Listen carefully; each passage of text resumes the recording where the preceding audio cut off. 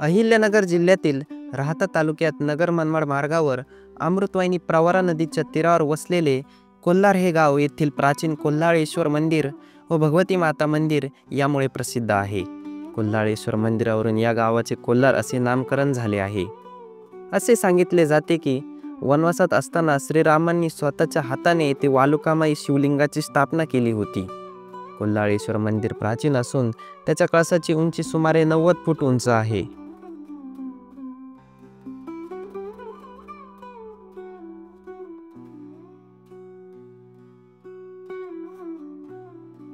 कोल्हार गावाची आख्यायिका अशी आहे की समुद्र मंथनातून मिळालेले अमृत देवांना वाटप झाले ते ठिकाण येथून जवळ असलेले नेवासे. या अमृत वाटपावरून दानवांनी प्रचंड कोलाहल माजविला होता. त्यावरून या गावाला कोलाहल, कोल्हाळ व कोल्हार असे नाव प्राप्त झाले. तो कोलाहल शमवण्यासाठी महादेवांनी येथे प्रकट होऊन भगवती देवीला सर्व राक्षसांचा संहार करण्यासाठी सांगितले. तेव्हापासून हे स्थान कोल्हाळेश्वर म्हणून प्रसिद्ध आहे.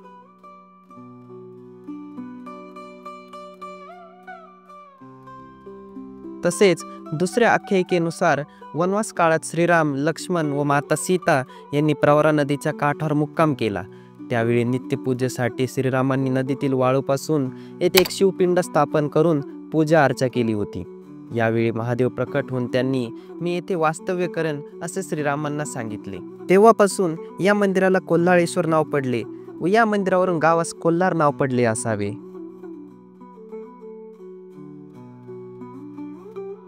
याच ठिकाणी भगवती मातेने श्रीरामांना दृष्टांत दिला व दुष्टांचा नाश करण्यासाठी आशीर्वाद दिला. काही ग्रंथामधील उल्लेखानुसार संत ज्ञानेश्वर व भावंडांनी नेवासा ते आळंदी या प्रवासात कोल्हार येथे मुक्काम केला होता व इथून त्यांनी पुढे प्रस्थान केले होते. प्रवरा नदीच्या तीरावर असलेल्या कोल्हाळेश्वराच्या हेमाडपंथी रचनेचे हे मंदिर भव्य दिव्य आहे. हे मूळ मंदिर 16व्या शतकातील असून 2016-2020 या काळात केलेल्या नूतनीकरणानंतर मंदिराला सध्याचे स्वरूप प्राप्त झाले आहे. त्र्यंबकेश्वर मंदिराची प्रतिकृती असलेल्या या मंदिराचा परिसर प्रशस्त आहे. मंदिर परिसराला तटभिंती असून त्याच्या बाहेर एक मोठ्या चौतऱ्यावर शनिदेवांचे स्थान आहे. तेथून 15 ते 20 पायऱ्या चढून तटबंदीच्या कमानीतून मंदिराच्या प्रांगणात प्रवेश होतो.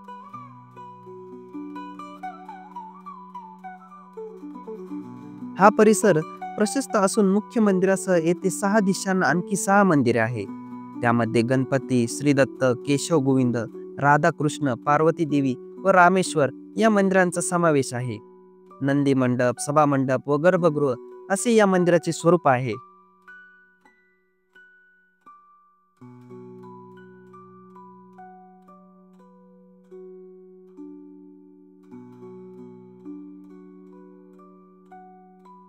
प्रवेशद्वारातून प्रवेश केल्यावर समोर नंदीची मोठी दगडी मूर्ती आहे.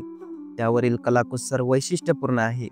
असे सांगितले जाते की या नंदीच्या मागच्या बाजूला भुयार असून ते गावातील भगवती देवीच्या मंदिरापर्यंत जाते. भुयाराचे पहिले द्वार महादेव मंदिराच्या पिंडीखाली आहे. सभा मंडप प्रशस्त असून त्यापुढे गर्भगृहात महादेवांची प्राचीन वालुकामयी पिंडी आहे.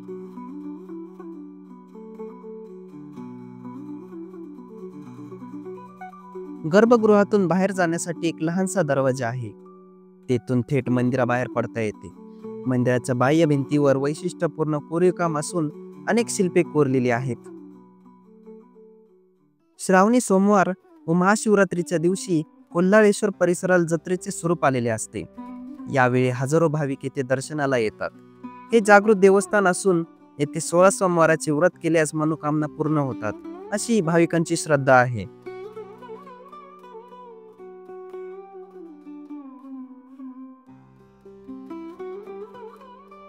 सकाळी 5 ते रात्री 10 पर्यंत भाविकांना या मंदिरातील कोल्हाळेश्वराचे दर्शन घेता येते.